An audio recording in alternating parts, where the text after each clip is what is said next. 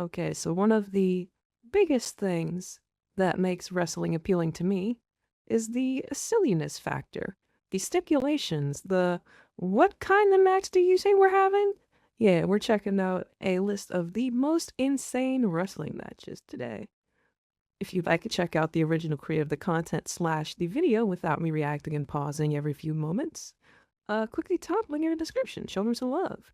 If you want to react to content with me and my flock, well, you can join us on Twitch by clicking the bottom link in the description. I also got a free Patreon with bonus content that YouTube will not allow me to upload. With that being said, let's get right into the video. You've seen wrestlers fight other wrestlers, but have you seen a wrestler fight a bear? Throughout the 20th century, many wrestlers would face off against real, live bears. What are the chances? I promise I did not. Dude, I promise I did not set that up after what we just saw. I promise. I promise. That's... Never mind. How did any of them survive? Well, the bears usually had a muzzle on and were declawed. Despite those limitations though, the bears were still actually pretty good wrestlers. Today. Watch, see the head or body. Being that they were bears, they wouldn't always cooperate and would sometimes attack the referee. By the mid-80s, most wrestling companies stopped having bears on their roster, and nowadays, bear wrestling has become completely non-existent. However, bears are not the only animals to step inside the squared circle. The longest reigning WWE champion, Bruno Sammartino, once wrestled against an orangutan for 15 minutes before having to tap out. In the mid-1900s, a wrestler named Tough Truesdale made a name for himself by wrestling. You wildin', bro. You wildin'. I would think this is Photoshop if it wasn't for the year. Like, what the fuck? Yeah, that shit all fun and games so that they do that death roll on you. Hey, boo-boo, I'm about to whip your ass with a champion. Alligators. But the craziest of them all is when Canadian wrestling legend Stu Hart competed against a live tiger. It's not... Yeah, this expression is the one I think I'd be making too. You know the ring would be smelling like absolute feces, bro. Like, boy, my britches would be soiled. Not known who won the match, but my money is on the cat. Japan has also done some insane matches involving animals. One of them was the Piranha Death Match. A tank filled with live piranhas sat in the middle of the ring, and the goal was to put your opponent inside the tank.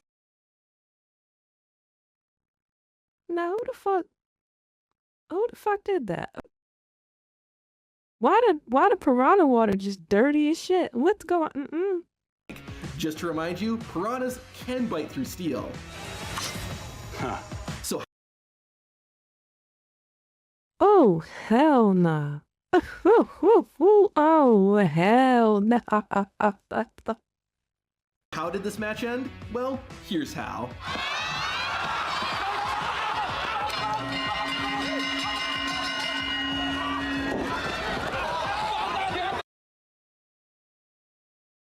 Oh, they on that ass. Oh. Ray on that ass. Yeah, that's the fastest infection you ever did get. Like, yeah.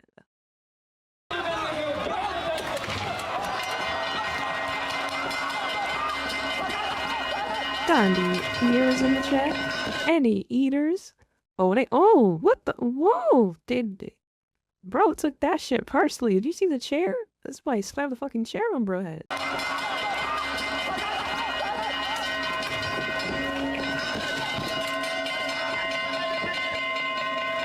What the fuck wrong with you, man? Nah. He surprisingly left the ring in one piece. And if you thought this was the only crazy wrestling match you would see in Japan, think again.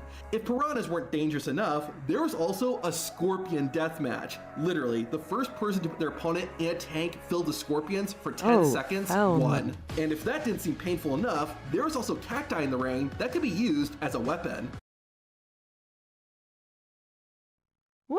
What are we doing?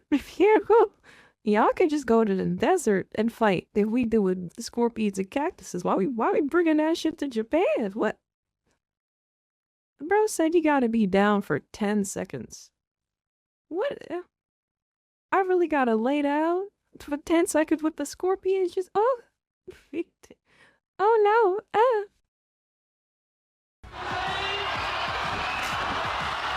If you still don't think it could get any crazier than this, think again. I'm guessing you're familiar with Jake the Snake Roberts. He would come out to the ring with his python Damien and use it to terrify his opponents. However, I'm guessing you're less familiar with Sean Venom. This guy also had a snake accompanying him to the ring, but he took things one step further. When the snake wasn't hanging around Venom's neck, the reptile was kept in a box. This created the snake box match, where the goal, as you can guess, was to put your opponent in a box with a snake. I'm guessing PETA didn't sign off on this. In 2007, it was revealed that Hornswoggle was Vince McMahon's illegitimate son. McMahon became protective of his newfound child, so to prepare Swoggle for the Royal Rumble, McMahon set up a mini Rumble match. What we didn't realize was how literal it was going to be. All of the competitors were mini versions of WWE wrestlers. This included a mini Batista. What? Yo, stop. Cut that out, man. Yeah, come on, man. WLC was enough, bro. I didn't know there was more. Mini Mr. Kennedy, Mini Kane, and even a Mini Mankind. The match featured several funny moments, like Mini Kennedy not being able to reach the microphone. Come on. That... Okay. I'll give a point for that. That's actually kind of funny. And Mini Batista hitting a Mini Batista bomb.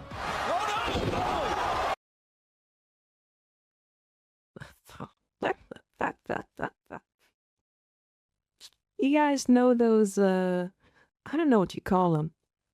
They're like the little baggies, and you throw them on the floor and they make a loud ass pop. That's what that was instead of the Batista bomb, bro.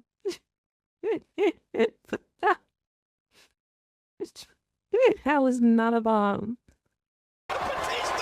The fun ended though once the Great Khali entered, and unfortunately, he wasn't Mini. However, Finley made the save, and Hornswoggle was the one who had his hand raised at the end. In the 90s, WCW would host a yearly pay-per-view called World War III. The main event was always the titular World War III match that featured a whopping 60-man battle royal. In order to fit everyone, the match had to be split up between 3 reigns, each containing 20 wrestlers. Once the match was down to the final 30, the remaining competitors would all merge into one reign. That's crazy, but it's not nearly as insane as this next match. In 2019, Game Changer Wrestling presented a match featuring 2 of John Cena's relatives, Invisible Stan and Invisible Man.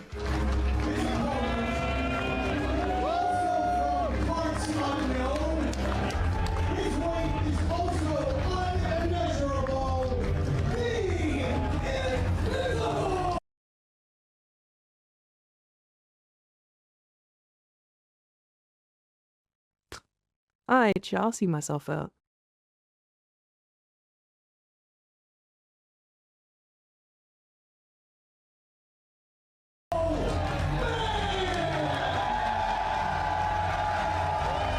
While us mortals weren't able to see the action, the referee thankfully came prepared with bad boy vision goggles. Stan and Man started the match with a technical showcase and traded pinfall attempts, but neither one could get the 3. The match then went to the floor and spilled out through the crowd. The battle of the invisible wrestlers got out of control, so additional referees and backstage officials came out. However, it was not enough to contain Invisible Stan and Invisible Man. Don't do it! Don't do it! No! Oh! Out of the balcony! Dangerous! What the hell? The match then returned to the ring, but it somehow got even more intense.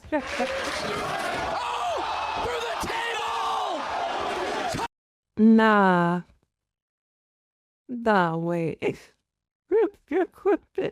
The props actually exploded. You should have got the gas, bro. To be fair. 2 and 3!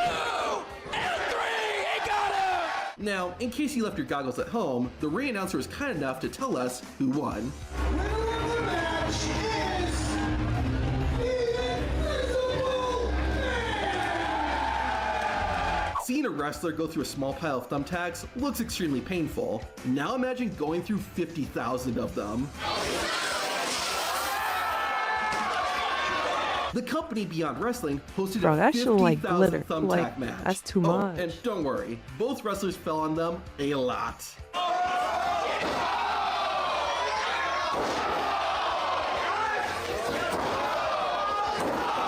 The only thing more strange than seeing that many thumbtacks in the ring was the fact that Ash Ketchum from Pokemon was the referee. Wrestlers come in all shapes and sizes. We've seen giants and men tougher than steel.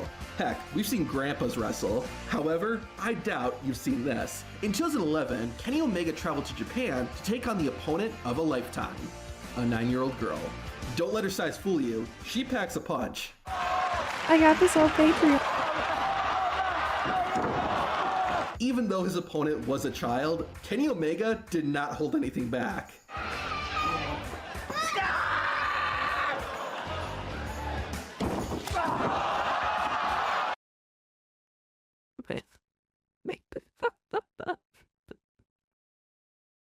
Jade's running back and forth in the crit. Spot that time. And the goodie. We did watch it. It's on the Patreon. Equal rights, equal fights, I guess. Luckily for the girl, she was saved by the bell when the time limit of the match was reached. As bizarre as this might be, this is only like the 6th strangest thing to come out of Japanese wrestling. In addition to everything else we've seen, Japan has also blown up the ring with the wrestlers inside it.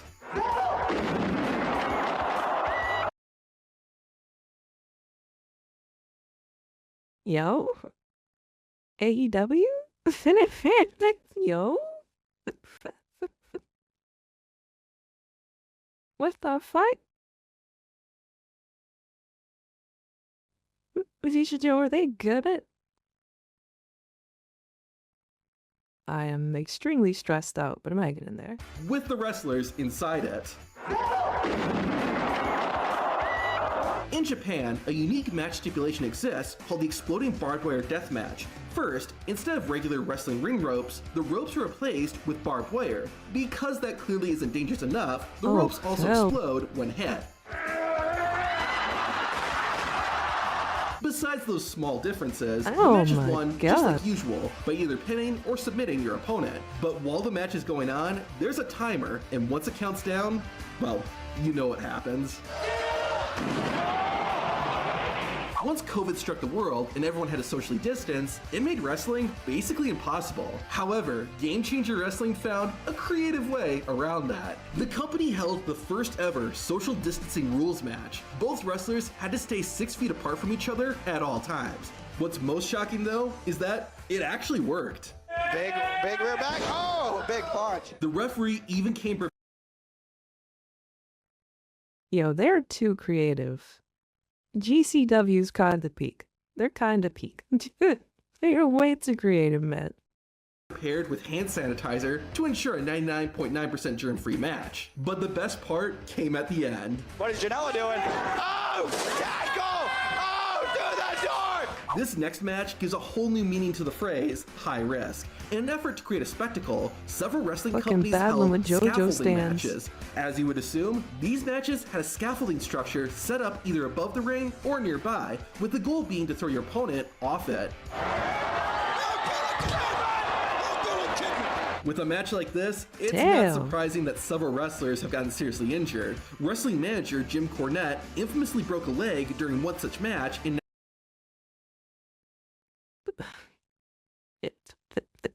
November, why did you mention it?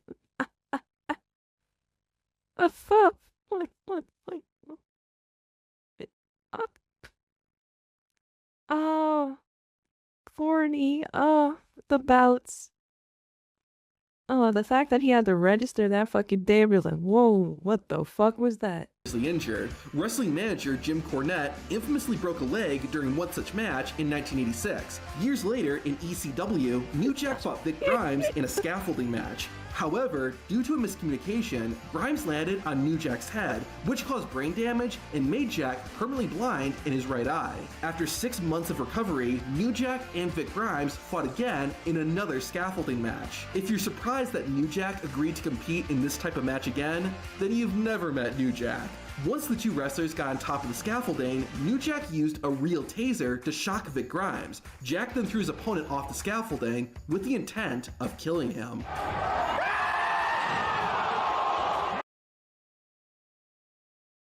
You know Vic was definitely shitting himself. As soon as the taser hit, he was like, oh, it's done. I didn't agree to this. Oh, it's done. Oh, Nelly. Oh, Nelly. Now that fucking bounce he did after hitting the rope, bro, the fact that he only broke like an ankle is crazy. Like, that's crazy. Like, only ankle broken? That's that big boy. With the intent of killing him. Despite New Jack's wishes, Vic Grimes did survive. Sometimes, it's not the wrestling matches like themselves, but where they take place hitting that's the ground. bizarre. For instance, Walmart hosted a wrestling show once. This looks like something AI would create. Another one is this wrestling show that took place outside of a Golden Corral. I'm not gonna lie. Golden Corral do got some good eats. It would be kind of fire to leave the restaurant and just see like, hey, they getting popping out here. Is he the group? What's going on? This is looking kind of snazzy, folks. He can't believe he outside right now. Everybody else having a good ass time though. I feel like I know exactly how everyone in this photo would talk. It's not just small companies that have done shows in unique locations either. The debut episode of WCW Nitro was broadcast from the largest shopping mall in the US, the Mall of America. Around that same time, WWE hosted an event inside a subway station in New York City. The wrestlers had walked down a flight of stairs to get into the ring, but the best moment was seeing The Undertaker hit a tombstone piledriver on an escalator.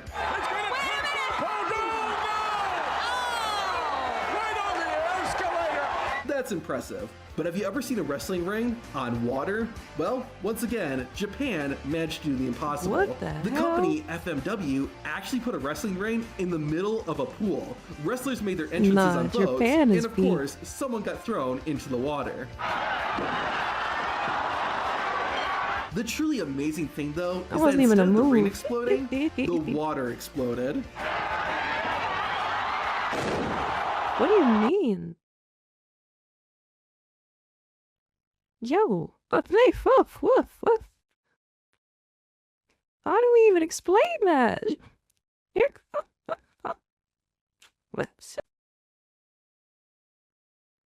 Yo, that's like Aqua's eating Hugger Force, bro. They just throw shit and it blows up. Like what? How? We got exploding water in Japan? Now all of this has been strange, crazy, and bizarre. But this next clip is the most insane. During a tag team match in Combat Zone Wrestling, Osirian Portal was having some difficulty putting their opponents away. When their usual methods weren't working, they resorted to a different tactic. As they were fitting all by himself, ducks in the clothesline. Amos is catching his spot. Mesmerizing. He's using hypnosis. Is that legal here? This can't be legal in international rules. Look, it's working. He's hypnotizing the entranceway too. Not only did they hypnotize their opponents, but Osirian Portal managed to hypnotize the entire locker room. The match turned into a full-on dance party, which Osirian... What the... What? Bro definitely got a skin mark on his forehead. How do you figure out he could do that? How do you find that out? We got questions. I gotta know. The entire locker room. The match turned into a full-on dance party, which Osirian used to knock their opponents down and get the win. After winning the World Heavyweight Championship, Randy Orton celebrated by making the fans take off their shirts. To see what happened next, watch this video. I did react to that one already. I did. That was fucking insane. That was actually a video of the most insane wrestling matches. I can't believe it. It's that was a good one. If you guys want to check out the original uploader of the content, go ahead and put the top link in the description. Show them some love. If you'd like to react to content with me and the flock live here on Twitch, it's always a good time, by the way. Go to the bottom link. I'll be seeing you in the next video unless you're weird. Go be fucking weird. thank you so much to those of you that have made it over to the Patreon. I appreciate you.